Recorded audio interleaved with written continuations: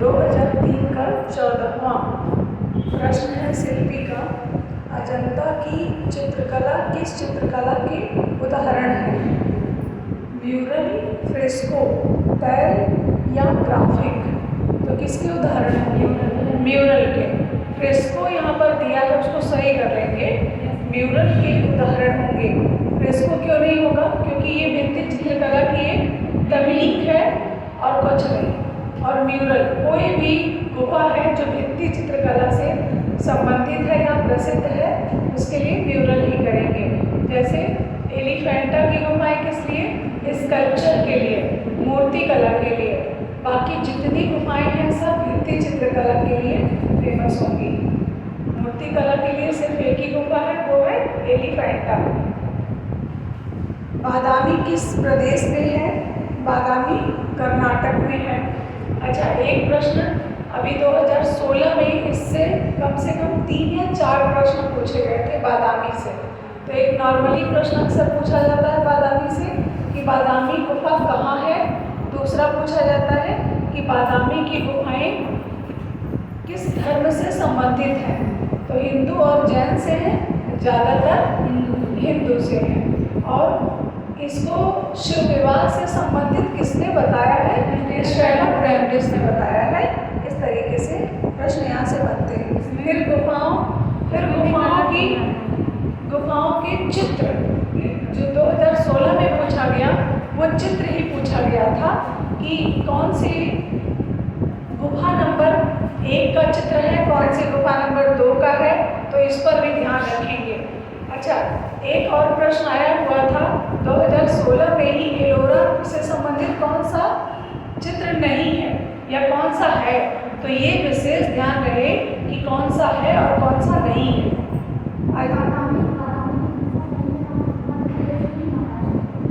पहले मध्य प्रदेश में।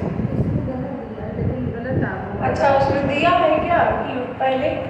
नहीं, ये पहले नहीं दिया है, इसमें महाराष्ट्र नहीं, कर्नाटक में है। वर्तमान समय में कर्नाटक में है। रज्मनामा की चित्र किससे संबंधित है? रज्मनामा क्या है? फारसी अनुवाद है। किसका? महाभारत का फारसी अनुवाद रज्मनामा है। फिर रज्मनामा में कितने चित्र हैं, कितने चित्रकारों की संख्या बताई गई है, इसका अनुवाद किसने किया है, इसमें कुल कितने चित्रकारों ने कार्य किया है, वह कौन सा चित्रकार था जो रज्मनामा के चित्र बनाते समय पागल हो गया था, दशवंत ने कितने चित्र बनाए थे, कितने चित्रों पर नाम मिलते हैं, वर्तमान में ये कहाँ सुरक्षित है। इस तरीके से इससे संबंधित, क्योंकि रज्मनामा बहुत इम्पॉर्टेंट है और रज्मनामा में ही कैलियोग्राफी, बहुत सुंदर कैलियोग्राफी की गई है। सबसे सुंदर कैलियोग्राफी पूरे अकबर के काल में जो जिस ग्रंथ पे की गई है वो रज्मनामा ही है।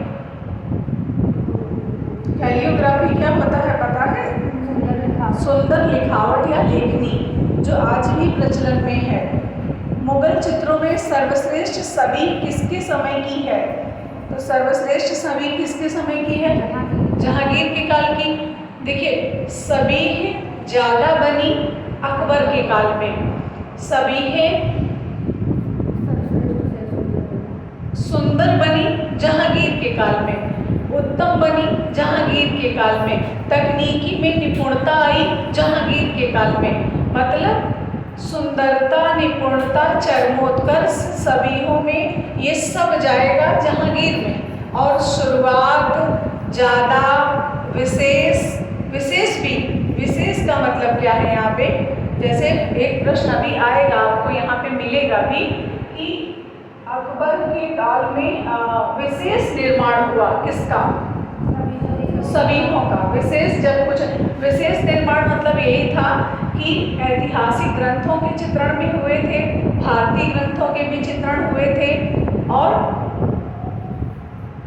ईरानी ग्रंथों के भी चित्रण हुए थे। शाहनामा क्या था? ईरानी ही तो था। इन सब के चित्रण हुए थे, लेकिन उनमें भी सर्वश्रेष्ठ जो था छवियां बनी थी। और उस समय की छवियां जो बनाई जा रही थी वो बादशाहों की छवियां बन रही थी। मौलवी, पंडितों, मुल्लाओं, इन सब की छवि से कोई मतलब वहाँ पर नहीं था। कहाँ पर? अकबर के समय सभीहों का भी निर्माण हुआ है। मतलब सभीहों का भी निर्माण का मतलब यही हुआ कि और भी विषय शामिल हो गया है। तो मुख्य विषय अकबर के समय का जो रहा वो ग्रंथ रहा और सभी रहा। उसमें भी सभी ज़्यादा हम लगाएंगे। जैसे पूछ ले सर्वाधिक ग्रंथ चित्रण किसके समय में हुआ, तो अकबर के समय में। सर्वश्रेष्ठ दोनों में, ग्रंथों में और सभीहों में क्या रहा, तो सभी रहा। लेकिन वहीं पर अगर कह दे कि तकनीकी सभीहों की सबसे अच्छी किसके समय में थी, तो जहांगीर के समय में। चित्रकला अपने चरमोत्कर्ष पर थी जहांगीर के समय में। अब जहांगीर के समय में सभी ही विशेष नहीं रही, क्योंकि विषय में परिवर्तन आया। पशु पक्षी आखेट से संबंधित चित्र बनाए जाने लगे, जो कि यहाँ की विषय विशेषता नहीं रही अकबर के समय की। तो मुगल चित्रों में सर्वश्रेष्ठ सभी किसके समय की है, जहांगीर के समय की है। अब यहाँ पर फिर पूछ दिया कि मुगल काल के श्रेष्ठ पशु पक्षी चित्र किसके काल में बने हैं। तो पशु पक्षी के जो चित्र बनाए गए वो जहांगीर के काल में बनाए गए। और जहांगीर के काल में सर्वश्रेष्ठ पशु पक्षी चित्रकार कौन था, मंसूर। अच्छा, अकबर के काल में भी कुछ रहा होगा, कौन था, मिस्किन था, और एक और था ख्वाजा अब्दुल समद सिराजी भी था, जो कि पशु चित्रण में माहिर था। मुगल चित्रकला में हिंदू विषयों का पोषक कौन था, ऐसा करके प्रश्न कह सकता है। गुजराती विषयों का पोषक कौन था, तो हिंदू, गुजराती, मुस्लिम सभी विषयों का पोषक जो था वह अकबर था। मुगल सुंदरी के चित्र किसके समय में बने। मुगल सुंदरी का मतलब ये है महिलाओं के चित्र। जब ईरानी कला आई, भारत में भी आई और ईरान में भी जन्म लिया, तो जो मुगल थे उन्होंने निषेध कर रखा था इस चित्रण को। जीवधारियों को ही निषेध कर दिया था कि हम जीवधारियों का चित्रण नहीं करेंगे। ये ईसाई कला में भी वर्जित था। ईसाई कला में भी जीवधारियों का चित्रण वर्जित था और यहाँ पर भी वर्जित था ईरानी कला में। लेकिन ईरानी इसीलिए आलेखन की शुरुआत अगर आती है कहाँ से मानी जाती है, तो ईरानी कला से। जब जीवधारी का चित्रण नहीं हो रहा है तो आलेखन ही तो बनेगा, तो आलेखन की शुरुआत ईरानी शैली से मानी जाती है। और जब भारत में अकबर का समय रहा तब भी ना तो महिलाओं के चित्र बनाए जाते थे और ना ही महिलाएं चित्रकारी किया करती थी। रेयर में मिला है, अपवाद स्वरूप मिला भी है। लेकिन जब जहांगीर के काल का समय आया, जहांगीर का समय आया, तो महिलाएं भी चित्रकारी करने लगी और महिलाएं भी अपने चित्र बनवाने लगी, सभीहें बनवाने लगी। तभी तो नूरजहां का पोर्ट्रेट मिला है जहांगीर के शासनकाल का। किसने बनाया है, विशनदास ने। बसावन, विशनदास, अबुल हसन, अबुल फजल, ये चार ऐसे हैं जो आपको देखने में वहाँ पे कंफ्यूजन करेंगे। तो जब अबुल हसन, अबुल फजल मिल जाए, विशनदास, बसावन मिल जाए, तो थोड़ा सा 1 मिनट का समय देकर आंसर तभी दें, अन्यथा गलत हो जाता है, तुरंत जाता है प्रश्न और ये पता भी नहीं चलेगा, प्रश्न चला भी जाता है। तो मुगल सुंदरी मतलब मुगल की महिलाएं किसके समय में बनाई गई, जहांगीर के समय में। और यमन सुंदरियां किसके समय में, या विदेशी सुंदरियां शाहजहां के समय में बनाई गई। विदेशी सुंदरियों का मतलब यूरोपीय कला से है। बनी ठनी का चित्र किस शैली में बना है, तो बनी ठनी किशनगढ़ में सावन सिंह के समय में निहाल चंद्र ने बनाया है। वर्तमान में ये कहाँ सुरक्षित है, राष्ट्रीय संग्रहालय नई दिल्ली में सुरक्षित है। इसकी कुछ विशेषताएं हैं, जैसे नाक में क्या पहने हुए हैं, हाथ में क्या पकड़े हुए हैं, इस तरीके से पूछा जा सकता है। शिकार के चित्र किस शैली में सबसे अधिक बने हैं, पहाड़ी, मुगल, कंपनी, बूंदी। तो किस शैली में बने हैं, बूंदी में। अगर ऑप्शन बूंदी ना होता तो मुगल लगा देते, क्योंकि मुगल में जहांगीर के समय में भी आखेट चित्रण हुए हैं। अच्छा, कोटा, बूंदी, मुगल सब होता तो कोटा लगाते, छोड़ दीजिए। कोटा, बूंदी, मुगल सब होता तो क्या लगाते, कोटा ही लगाते, याद रखिएगा। मुगल चित्रों में सर्वश्रेष्ठ छवि किसके समय की है? हो गया। क्वेश्चन नंबर 23, राग रागनियों का अंकन किस शैली में सर्वाधिक हुआ है? राग रागनियों का अंकन किस शैली में सर्वाधिक हुआ है? राजस्थानी का। राग रागनी राजस्थानी, और राजस्थानी में भी कुछ अलग दे रखा है नहीं। और अगर मान लीजिए राजस्थानी की कोई उपशैली दे देता तो बूंदी में, राग रागनियों का चित्र बूंदी में अधिक हुआ है। राग भैरवी, राग रागिनी, और एक कौन सा है? राग दीपक, ये सब बूंदी शैली के चित्र हैं। पहाड़ी अंकन का सुंदर, नारी अंकन का सुंदर चित्रण किस शैली में है? तो नारी अंकन का सुंदर चित्रण किस शैली में है? पहाड़ी में है नारी अंकन। नारी अंकन राजस्थानी में भी है, लेकिन राजस्थानी की तुलना में पहाड़ी में ज़्यादा सुंदर चित्र बने हैं। और नारी अंकन में जो चेहरा बनाया गया है वो चेहरा अंडाकार बनाया गया है। अंडाकार चेहरा यहाँ पर सबसे सुंदर माना गया है। 12 मासा के चित्र किससे संबंधित हैं? तो 12 मासा से किससे संबंधित हैं? ऋतुओं से संबंधित हैं। रागमाला किससे संबंधित है? रागों से आधारित ग्रंथ से संबंधित है।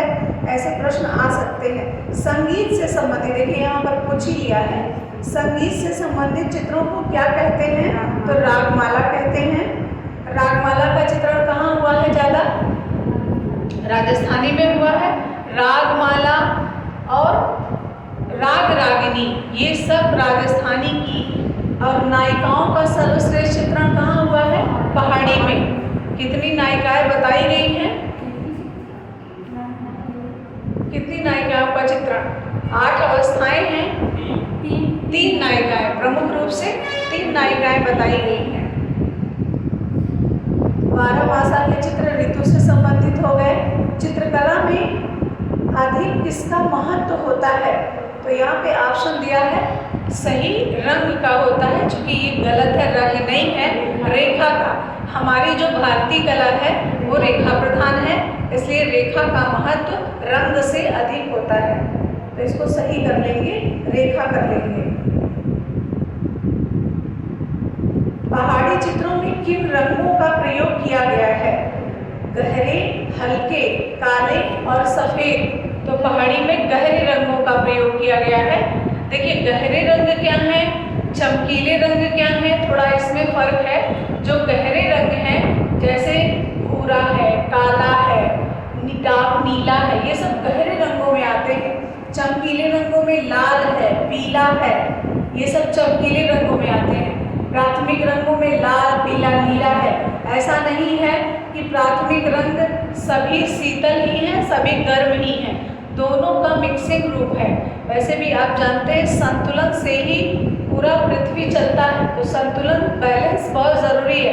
पता चला अगर वैसे भी हमारी भी परीक्षा में यदि बैलेंस बनाकर नहीं चलेंगे, हम एक ही टॉपिक को बहुत पढ़ लिए, दूसरे को छुए ही नहीं, तो जब तक बैलेंस नहीं है तब तक चल नहीं सकता है। इसलिए बैलेंस के लिए प्रकृति ने भी 2 गर्म रंग दिए हैं और एक ठंडा रंग दिया है। जो 2 गर्म हैं उसमें सबसे ज़्यादा गर्म रंग लाल है, इसके बाद में पीला है, नारंगी है, और उसके साथ लेकिन नारंगी प्राथमिक रंगों में नहीं आएगा।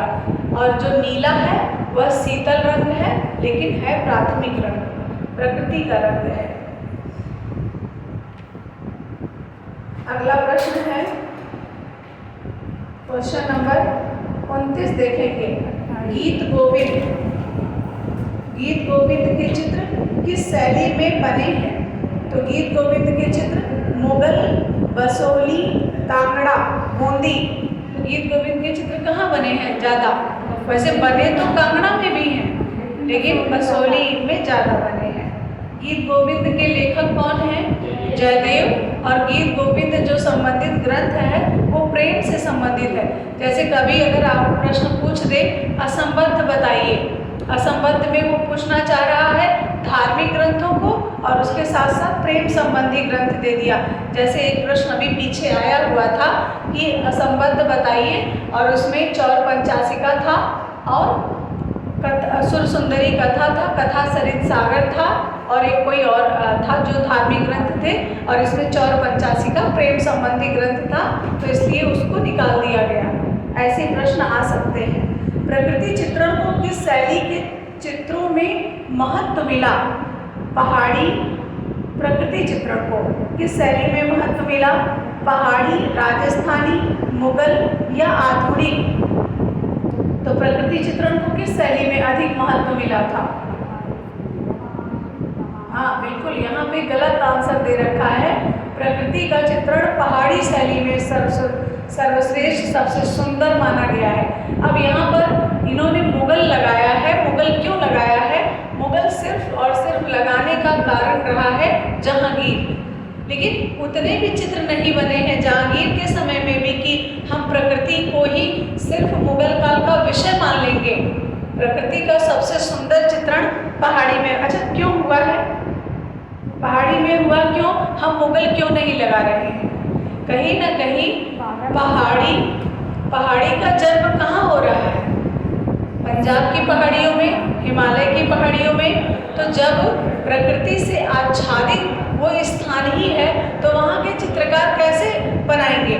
जैसे चोल मंडल के कलाकार थे, तो जब मद्रास में रहते थे तब चित्र बनाते थे, तो उनके विषय कुछ और हुआ करते थे। जब वो मद्रास के चोल मंडलम एक गांव में चले गए, तो प्रकृति के बीच में बैठकर चित्रकारी करने लगे।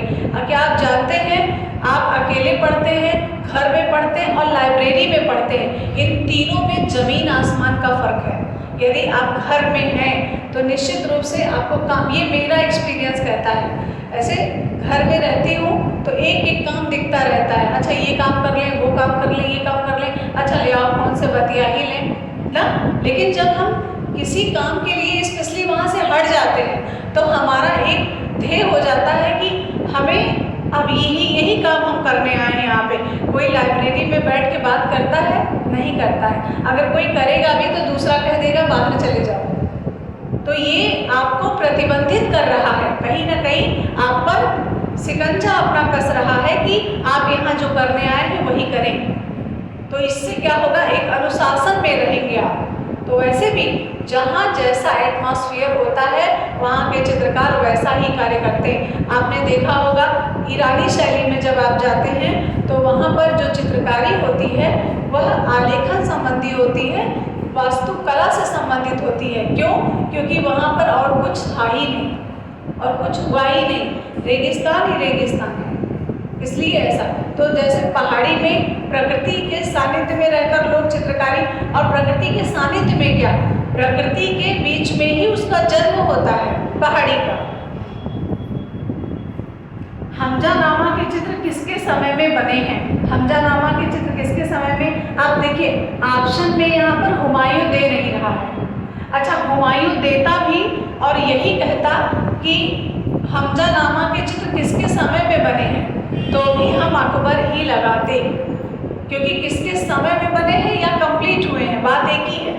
तो अकबर के समय में कंप्लीट हुआ है, पूरा हुआ है। लेकिन अगर कह देता कि हमजानामा के चित्रों की शुरुआत किसने की है, तो हुमायूं ने की है। सभी चित्रों को किसके समय में महत्व मिला है? विशेष महत्व, इसको देखिए लिख कर समझाते हैं। सभी चित्रों को किसके समय महत्व मिला? सभी चित्रों को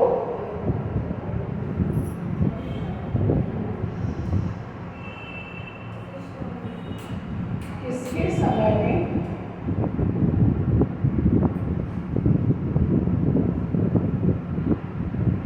महत्व मिला?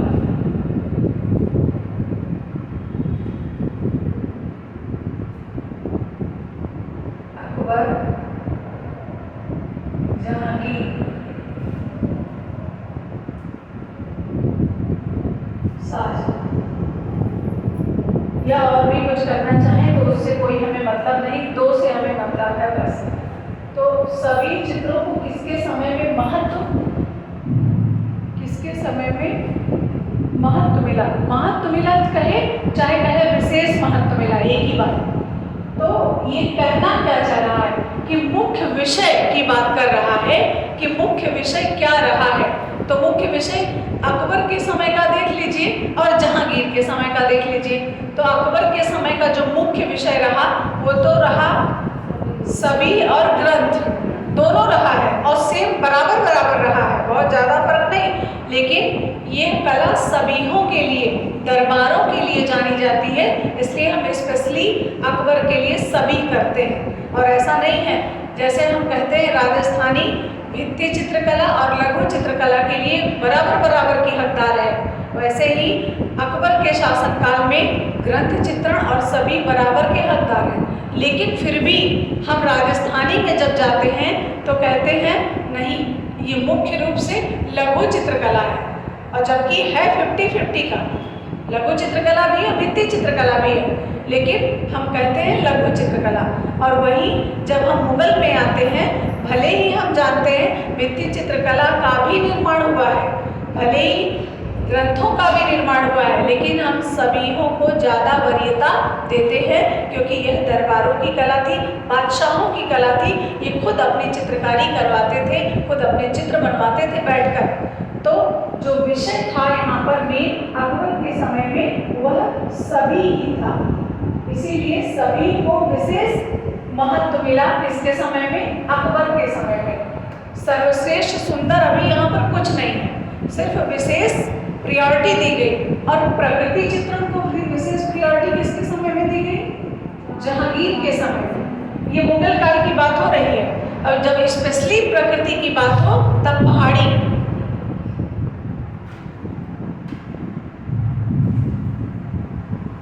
कहाँ पे थे हम लोग? 31। हमजानामा के चित्र किसके समय में बने हैं? तो अकबर के समय में बने हैं। हमजानामा के चित्रों की शुरुआत किसके समय में हुई है? हुमायूं के समय में हुई। पूरा किसके समय में हुआ है? अकबर के समय में। सभी चित्रों को महत्व किसके समय में दिया गया? अकबर के समय में। अकबर कालीन चित्रों की क्या विशेषता थी? अब देखिए प्रश्न फिर यहाँ आ गया। तो पशु पक्षी के चित्र, प्रकृति के चित्र और नायक नायिकाओं के चित्र, दरबारी चित्र। तो क्या आंसर लगाएंगे? दरबारी चित्र। मुगल चित्रकला का क्या नाम था? मुगल चित्रकार का क्या नाम था? बसावन, मौलाराम, राजा रवि वर्मा, अमृता शेरगिल। तो आप सभी को पता ही है, अमृता शेरगिल आधुनिक चित्रकार, राजा रवि वर्मा आधुनिक चित्रकार, मौलाराम गढ़वाल का, बसावन अकबर के समय का है। अब बसावन की क्या विशेषता रही है? झुकी हुई मानवा आकृतियां अधिक बनाता था, ऐसे करके चित्रकारी करता था। किसके दरबार में अबुल हसन ने ईसाई विषयों से संबंधित चित्र बनाए? जहांगीर के। बस ये पूछना चाह रहा है कि अबुल हसन किसका चित्रकार है। अब ये ईसाई के बनाए कि किसके बनाए, ये मैटर नहीं पूछ रहा है। भारतीय कला में पुनरुत्थान किससे आरंभ होता है? Patna school, Bihar school. Bihar school कहाँ है? हाँ, बिहार स्कूल कहाँ है? ये क्या है? बिहार कंपनी को बोल रहा है।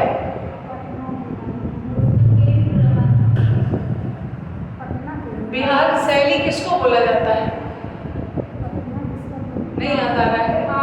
पाल शैली को बोला जाता है भाई, पाल को नहीं बोला जाता है बिहार शैली। पटना को बिहार शैली कहाँ बोलते हैं? पटना को पटना शैली, कंपनी शैली बोलते हैं। और इंडो शैली बोलते हैं। पटना कंपनी शैली को जॉन शैली बोलते हैं। कंपनी शैली को कभी कभी बाजार शैली भी कहा गया है, लेकिन पहला आंसर हमें काली घाट ही करना है। तो बिहार है नहीं, पटना है नहीं। ईस्टर्न स्कूल क्या है? ईस्टर्न स्कूल क्या है? ईस्टर्न स्कूल क्या है? पाश्चात्य का ज़्यादा प्रभाव कहाँ पड़ा है? कंपनी में, तो कंपनी ही कहा जाएगा ईस्टर्न स्कूल।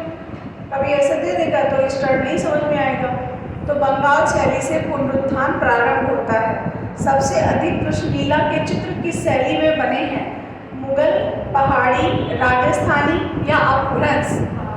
पहाड़ी में बने हैं। क्या राजस्थानी में नहीं बने हैं?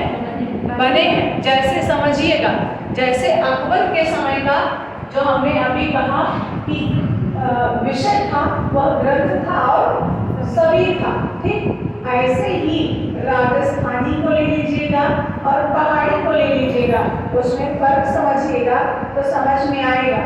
राजस्थानी जो था उसमें अभी आप लोगों ने पढ़ा कि महलों में भी चित्र पाए गए हैं, भित्ति चित्रकला से भी प्रसिद्ध रही है, ये संबंध रखा है इसने। और यहाँ पे क्या पढ़ा, यहाँ पर पढ़ा बादशाहों की कला थी, ये बादशाहों के चित्र बनाए गए। तो ऐसा नहीं है कि खाली खाली बादशाह के बने हैं, ग्रंथों के भी बने हैं, पशु पक्षियों के भी बने हैं, और आगे चलकर राजसी चित्र भी बनाए गए शाहजहां के समय में। लेकिन जो मुख्य एक विषय एक संबंधित है वो बादशाहों से ही है, दरबारों से ही है। ऐसे ही राजस्थानी में भी राजाओं से संबंधित भी चित्र बने हैं, जैसे उम्मेद सिंह सुअर का आखेट करते हुए, जैसे हुक्का पीते हुए, ये बने हैं कि नहीं बने हैं। लेकिन जो पहाड़ी में ज्यादातर चित्र बने हैं वो कृष्ण की लीलाओं से संबंधित ही बने हैं, प्रेम लीला, रास लीला। इसलिए जो मुख्य विषय होगा कृष्ण से संबंधित वह पहाड़ी होगा। और ऐसा नहीं है कि राजस्थानी में नहीं बने हैं, लेकिन राजस्थानी में मिला जुला रूप दिखाई देता है कि राजाओं के भी बने, रानियों के भी बने, पशु पक्षियों के भी बने हैं कि नहीं। कोटा शैली में, बूंदी शैली में अलग विषय रहा, कोटा में अलग विषय रहा, हालांकि यहाँ भी है, बसोली में अलग विषय रहा, लोक कथाएं आ गई, लेकिन कहीं ना कहीं कृष्ण लीला के चित्र ज्यादा बने राजस्थानी की